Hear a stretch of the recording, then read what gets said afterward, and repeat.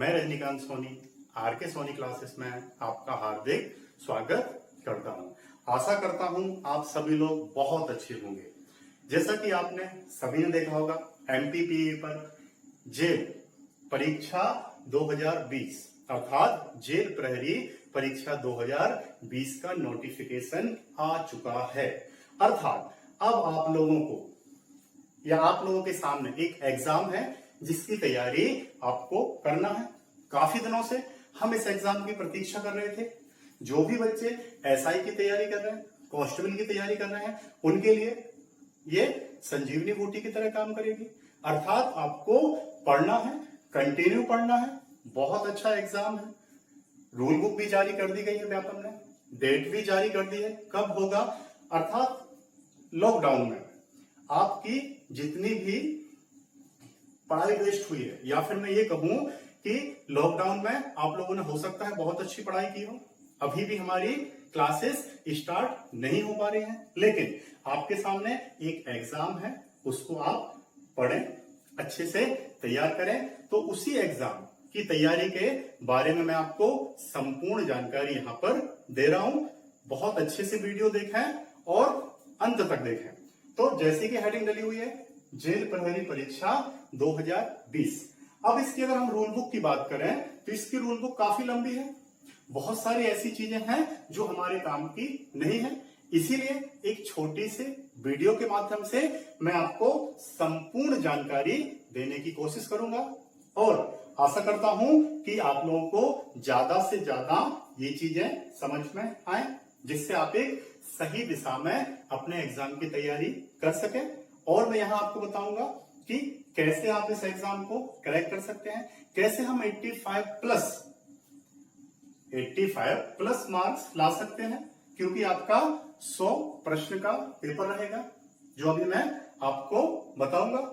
तो एक बार फिर से आप लोगों से अनुरोध है, जो भी बच्चे इस चैनल पर नए हैं वो इस चैनल को सब्सक्राइब करें, लाइक करें और शेयर करें, जिससे आपको सभी वीडियो प्राप्त हो सकें और आप अपनी अच्छी तैयारी कर सकें। तो हम बढ़ते हैं अपनी योजना की तरफ, जैसा कि मैंने आपको बताया। तो स्टार्ट करते हैं जेल प्रहरी परीक्षा 2020। सबसे पहले अगर हम बात करें आवेदन प्रारंभ, अर्थात इस एग्जाम के फॉर्म भरना चालू हो गए हैं, जिसकी डेट कितनी है 27/7/2020। 27/7 से एग्जाम फॉर्म भरना स्टार्ट हो गए हैं। अंतिम तारीख क्या है 10/8/2020, अर्थात आप 27 से लेके 10/8 तक फॉर्म भर सकते हैं। तो आप लोग कोशिश करें कि 10 के पहले आपका फॉर्म भर जाए, जिसमें आखिरी में आपको समस्याओं का सामना ना करना पड़े। अगली बात करें हम योग्यता की, मतलब कौन इस एग्जाम को भर सकता है या कौन इस एग्जाम का फॉर्म भर सकता है। तो मैं यहां बताना चाहूंगा 12वीं, अर्थात जो भी बच्चा 12वीं क्लास या 12वीं से अधिक पढ़ा हुआ है वो इस एग्जाम का फॉर्म भर सकता है। अर्थात मिनिमम योग्यता आपकी 12वीं है, 12वीं होना जरूरी है। क्लियर? आगे बढ़ते हैं। आयु, अर्थात आयु क्या होगी, तो मिनिमम 18 साल, अर्थात जो भी स्टूडेंट या जो भी बच्चा 18 साल का है वो क्या कर सकता है, फॉर्म भर सकता है। अधिकतम आयु जनरल के लिए 33 साल, अर्थात 33 साल का बंदा भी फॉर्म भर सकता है, category general. SC ST OBC इनके लिए 5 साल की छूट है। 38 साल मिनिमम 18 और मैक्सिमम इनके लिए कितनी 38, अर्थात 5 साल की इनमें छूट दी गई है। क्लियर? आगे बढ़ते हैं। तो ये तो बात हो गई एग्जाम डेट की, फॉर्म भरने की, आयु की बात हो गई, योग्यता की बात हुई। अब जो सबसे प्रमुख चरण है इसका परीक्षा का, ऑनलाइन एग्जाम। अगर हम बात करें ऑनलाइन परीक्षा की तो इसकी परीक्षा है 3 से 10 नवंबर के बीच, अर्थात 3 से 10 नवंबर 2020 के बीच में आपके पेपर होंगे, स्टार्ट होंगे 3 तारीख से और हो सकता है 10 तारीख तक चलेंगे। हो सकता है डेट आगे पीछे हो जाए, लेकिन आपको यही मानना है कि इस डेट में आपके एग्जाम होंगे। क्लियर? आगे बढ़ते हैं। पाठ्यक्रम, तो मैं आपको यहां पर एक बात बताना चाहता हूं कि जो हमारा जेल प्रहरी का सिलेबस रहेगा उसके क्वेश्चनों की संख्या होगी 100, अर्थात 100 क्वेश्चन आपके पेपर में आएंगे और उसमें अलग अलग टॉपिक हैं। अगर हम टॉपिक की बात करें तो सबसे पहले सामान्य ज्ञान। यहां पर एक बहुत अच्छी चीज हुई है कि सिलेबस के क्वेश्चन इन्होंने अलग अलग बांट दिए हैं, अर्थात अलग अलग टॉपिक के क्वेश्चन इन्होंने बांट दिए हैं, जिससे आपको क्लियर पता है कि कौन से टॉपिक के कितने क्वेश्चन आना है। यहां हम बात करें सामान्य ज्ञान की, तो सामान्य ज्ञान के आपको आना है 20 क्वेश्चन।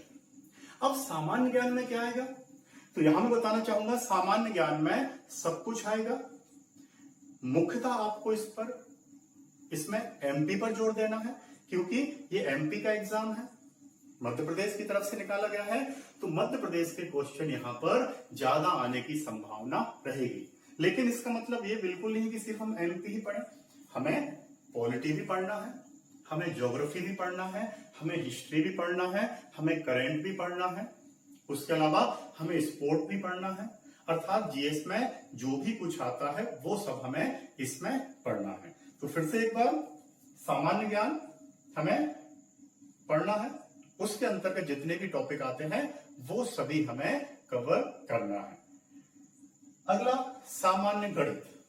अब यहां पर गणित ही आपसे 20 नंबर की पूछी जाएगी।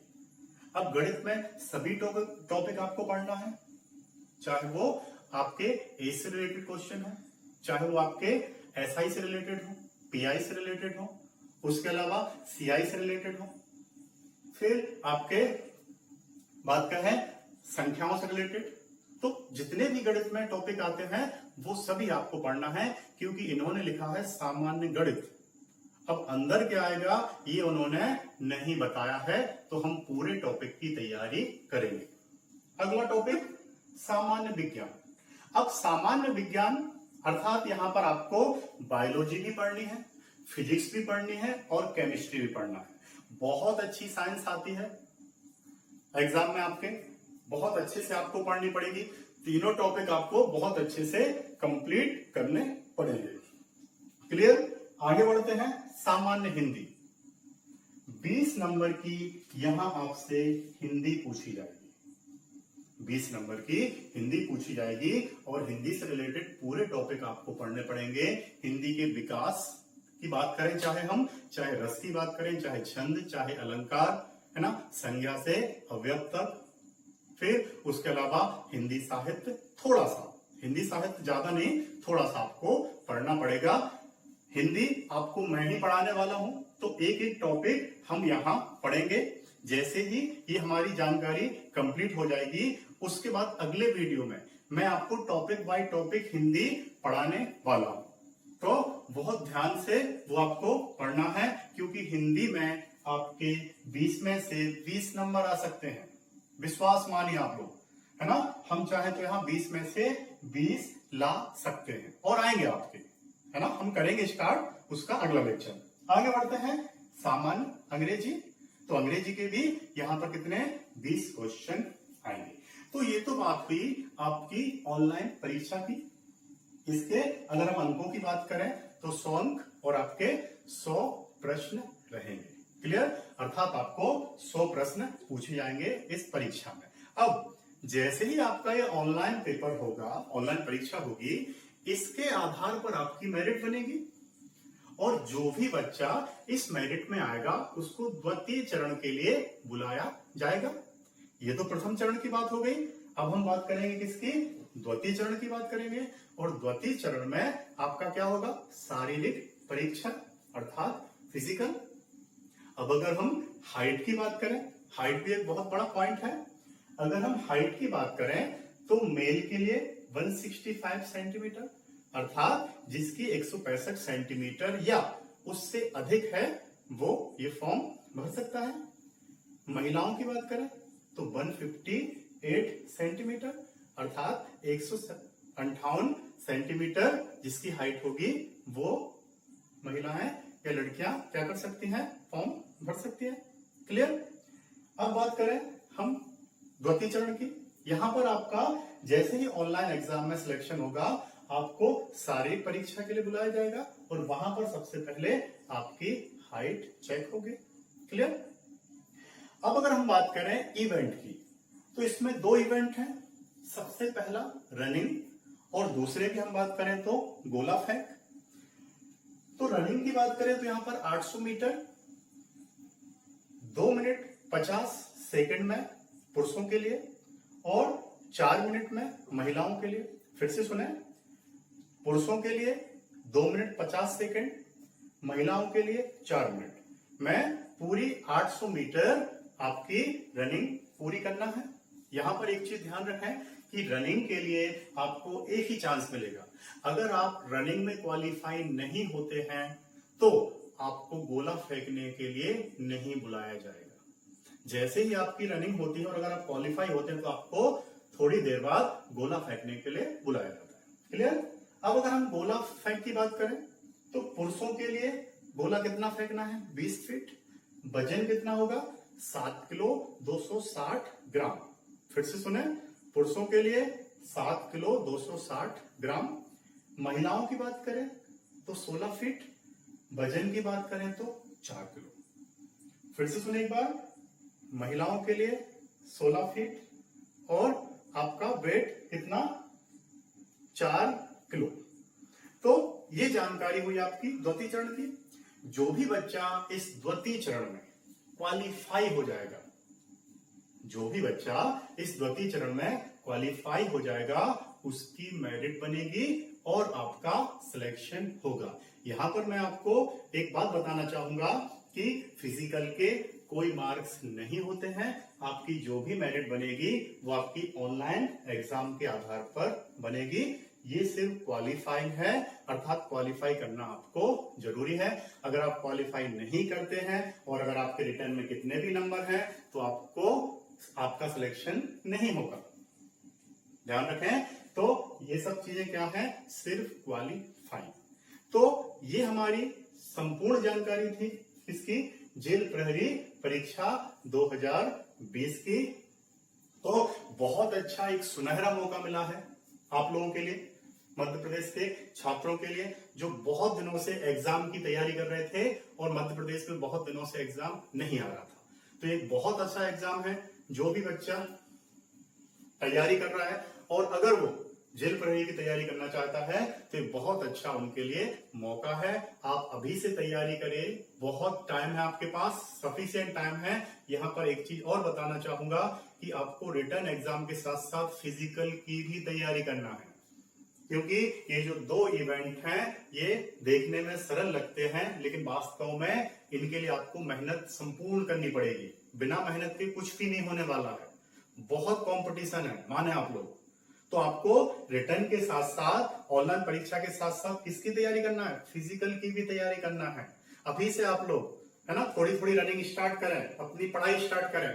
5 सब्जेक्टों पर अपना पकड़ बनाए अपनी, और 5 सब्जेक्ट में आपके अच्छे नंबर आना चाहिए।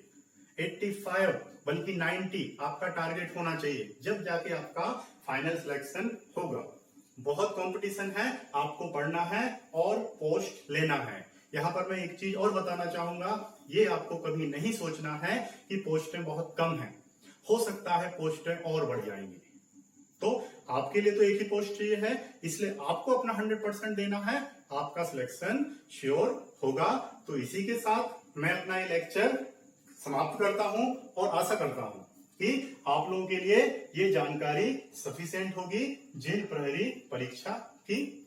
इससे ज्यादा कुछ भी नहीं है, ये आपकी जानकारी हो गई। अब आपको तैयारी स्टार्ट कर देना है। इसके बाद जो हमारा अगला लेक्चर रहेगा वहां पर हम हिंदी स्टार्ट करेंगे और पॉलिटी स्टार्ट करेंगे। हिंदी और पॉलिटी के हम टॉपिक पढ़ेंगे और धीरे धीरे टॉपिक को कंप्लीट करेंगे। तो अभी तक जिन्होंने इस चैनल को सब्सक्राइब नहीं किया है वो जरूर सब्सक्राइब कर लें, जिससे आपको हमारे वीडियो समय समय पर प्राप्त हो सके और आप लोग तैयारी कर सकें और सिलेक्शन पा सकें। तो इसी के साथ मैं अपना लेक्चर समाप्त करता हूं। आशा करता हूं आप लोग बहुत अच्छे से तैयारी करेंगे और अपने लक्ष्य को प्राप्त कर सकेंगे। तो जय हिंद, जय भारत।